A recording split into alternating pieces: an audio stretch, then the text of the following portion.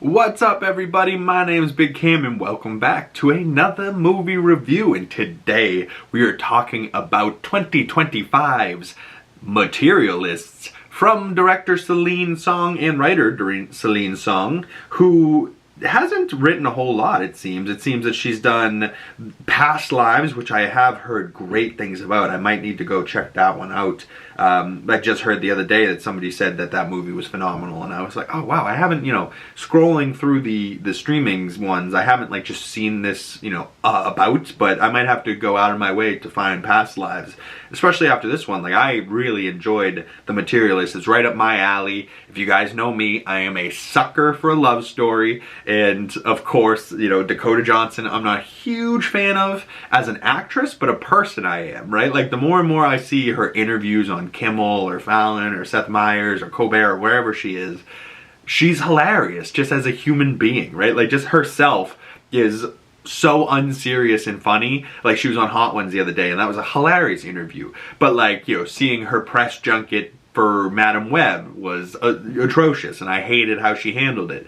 But, how she handled this type of press junket, much more up her alley, I feel. Where she's the beautiful woman in the middle, and you got two handsome pieces of man candy on either side with Chris Evans and Pedro Pascal, and it's like, yeah, fuck yeah. Like, why would I not love this movie? Like, Pedro as Harry is so funny, but he's also like a unicorn, and he's the most handsome man. He's perfect, and he's rich, and he's tall, and then you find out that, like, remember a few years ago, people were, it was everywhere in the news and social media that people were intentionally breaking their legs to grow 6 inches and then healing their legs back. So they were having surgery to break their own legs just so they could be 6 inches taller. And like, as somebody that's 6'2" organically, I couldn't imagine being 6'8" by way of breaking my femurs. What? Like, but, granted, he said he was 5'6", and now he's 6 foot, which is a huge difference to the ladies, which, they had some points in here. There was some dumb stuff, like every time that she was a matchmaker and her women were like, they can't be under 6'2", they need to make 500 grand, they need to be this and that, and like, and, they all had these material things that they wanted to out of loved ones, and then even they flipped it and went to the guy's perspective, and he's like, under 28 and no fatties, and she's like, you're 52, and he's like, yeah, 28's about the highest I can go, honestly, 27, even better, and it's like, that's not, even some woman was like talking to her and like, this is what I want, and she had a whole list of criterias, and then she's like, I think I deserve it, and she's like, bitch, if this was buildaman.com, sure, I could build you a perfect man, but this is not realistic. Like, the real world, there's real people, and there's things you need to settle for because, like, there's compromises, right? Like, nobody's perfect, and even if they are perfect, it's most likely perfect in your eyes, and other people's eyes are going to think, look at that flaw, this flaw, that flaw. But it's not about that.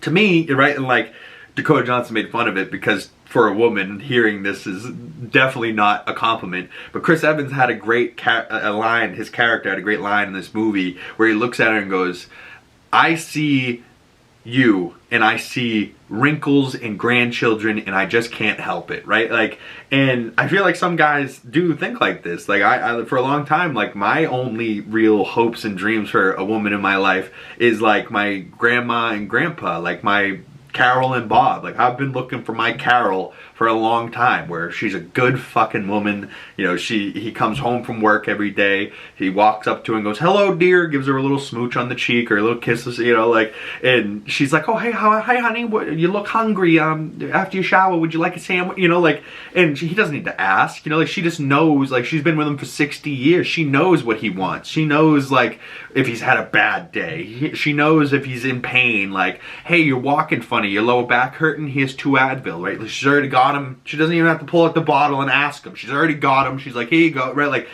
there's ways to know each other and be in love, and it's not about, is he 6 foot, does he make this much money, right? Like, in which is pretty much the whole point of this. Like, yeah, she has the option of this great guy, and he's a unicorn, he's Pedro fucking Pascal, and he's gorgeous, and he's rich, and he's got this beautiful apartment, and at the end of the day, she can't get herself to choose this rich man, even though it's everything that she wants, and that she's, you know, bougie, and she likes to go to rich restaurants and fancy places and go to this and that. But at the end of the day, it's not about the material things. It's about the way that she makes, like, she can feel. And she's like, love is easy. And she loves Chris Evans, and Chris Evans loves her easily. And it was just such a beautiful love story. And for someone like me, I ate this shit up. And I watched this the other day in a double feature. And I went at 1 o'clock, saw Ballerina, which was like a 2-hour something movie. So it ended like 3:30. And then this wasn't until 4. So I ran down the street to Men's Warehouse, got my suit for my cousin's wedding in July,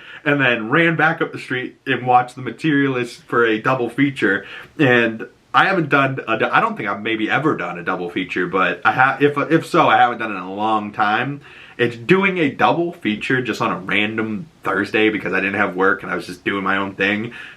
I absolutely loved yesterday. It was just a fun day, you know, like the people in the suit shop were funny and great, and then the people I met at the movie theater were fine and great, and seeing 2 good movies that like were on my list that I wanted to see, and now they're off my list and I got it out of the way. Like, I really enjoyed the 2 movies I watched yesterday. So if you haven't gone and checked out my movie review for Ballerina, that came out yesterday, go check that out. But The Materialists, I really, really enjoyed. The cast was great. I mean, the story was great. The director, some of the shots were beautifully shot, and yeah, it was great. I really enjoyed. 4 out of 5 stars. You know, and this might not be for everyone.